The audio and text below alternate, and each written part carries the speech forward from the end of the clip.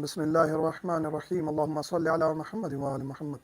مومنین کرام، ایک سوال جو حجاج کرام خصوصاً جو جانا چاہتے ہیں کثرت سے پوچھتے ہیں کہ حج پرائیویٹ اور سرکاری میں کیا فرق ہے؟ پرائیویٹ مہنگا ہوتا ہے، سرکاری سستا ہوتا ہے۔ سرکاری مثلاً اب 11 لاکھ کا ہے تو پرائیویٹ 15-16 لاکھ سے سٹارٹ ہوتے ہیں، یعنی 4-5 لاکھ کا ابتدائی گیپ ہوتا ہے، اس سے اوپر آپ جتنے بھی چلے جائیں۔ تو کیا فرق ہے؟ بنیادی طور پر مکہ میں آپ نے حج سے پہلے رہنا ہے، مکہ میں آپ نے حج سے بعد رہنا ہے، مدینہ میں آپ نے رہنا ہے، قیام کرنا ہے، کوئی فرق نہیں ہے۔ بلڈنگ پرائیویٹ کو تھوڑی سی زیادہ سہولت والی مل جاتی ہے، سرکاری کو تھوڑی سی کم سہولت والی، لیکن بلڈنگز اچھی ملتی ہیں۔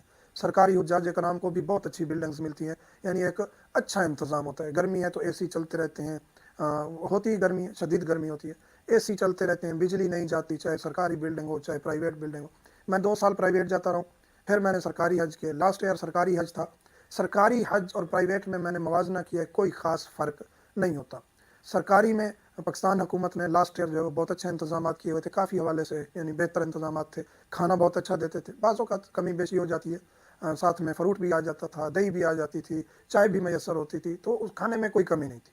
پرائیویٹ میں ایکسٹرا ایک ڈش ہوتی ہے، اس کا کوئی خاص فائدہ نہیں ہے۔ بندہ وہاں عبادت کرنے جاتا ہے، زیادہ کھائے گا تو عبادت نہیں کر سکے گا، چل نہیں سکے گا۔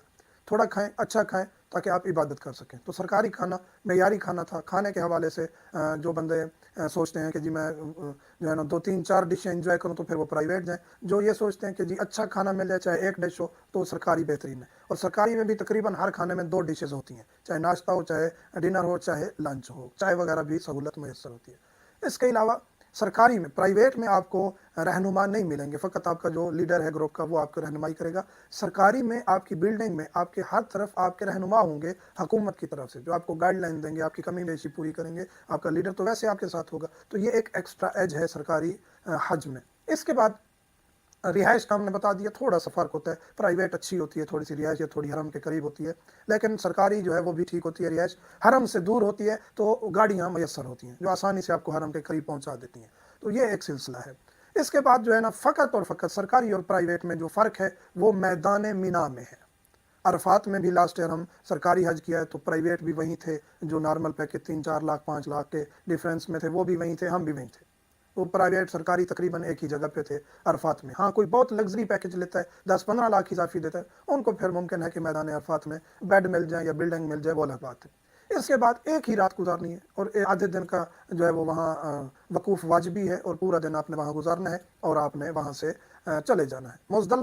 مزدلفہ میں سرکاری نے بھی وہیں نیچے سونا ہے، پرائیویٹ نے بھی وہیں نیچے سونا ہے۔ مزدلفہ میں کسی کے لیے بھی اضافی سہولیات نہیں ہیں۔ آپ کے پاس چٹائی ہوگی، پرائیویٹ پیکج والے آپ کو ممکن ہے کہ خود سے کوئی گدا وغیرہ دے دیں جو آپ وہاں بچھا کے سوئیں یا رات بیٹھیں عبادت کریں۔ پرائیویٹ والے سرکاری والوں کو بھی ایک چاہے نماز پچھلی دفعہ جائے نماز کی طرح قالین ملا تھا جس پر آپ بیٹھ سکتے ہیں، وہ ضرورت ہی نہیں پڑا، یعنی وہاں موجود تھے، حکومت کی طرف سے بھی قالین موجود تھے اور جگہ تھی جہاں آپ بیٹھ سکیں۔ ویسے بھی ٹینشن نہیں ہوتی، بندہ پہنچتے پہنچتے پیدل جا رہا ہے تو پہنچتے پہنچتے ویسے آدھی رات گزر جاتی ہے اور آدھی عبادت میں گزر جاتی ہے۔ اور اگر آپ ٹرین کے ذریعے جاتے ہیں تو میرا مشورہ یہ ہے کہ ٹرین پہ نہیں جائیے گا، ٹرین سے جانا آپ کے لیے وہ لذت نہیں ہے عبادت میں۔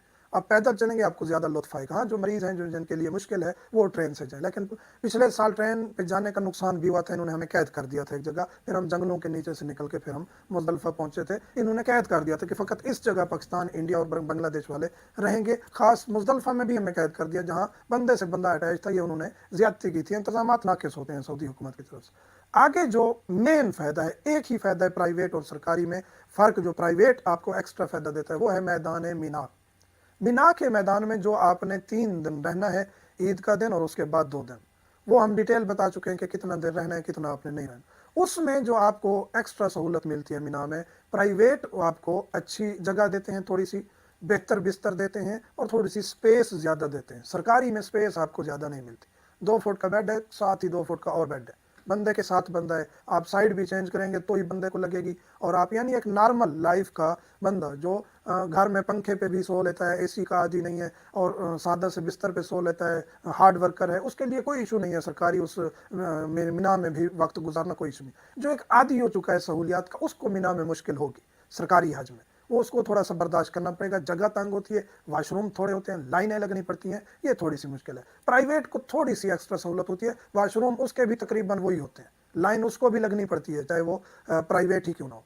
لیکن اس میں کچھ سہولیات ایکسٹرا ایڈ ہو گئی ہیں کہ اب کچھ بلڈنگز ملنا شروع ہو گئی ہیں مینا میں پرائیویٹ کو سرکاری کی نسبت، یا کچھ کھلا انتظام ملنا شروع ہو گیا. تو جو یہ 3 دن اگر برداشت کر لیتا ہے، کولر وہاں بھی لگا ہوتا ہے، ٹھنڈی ہوا اے سی سرکاری میں بھی میسر ہے، یہ نہیں ہے کہ وہاں گرمی سے بندہ مار جائے گا، نہیں، بس چگا تنگ ہے.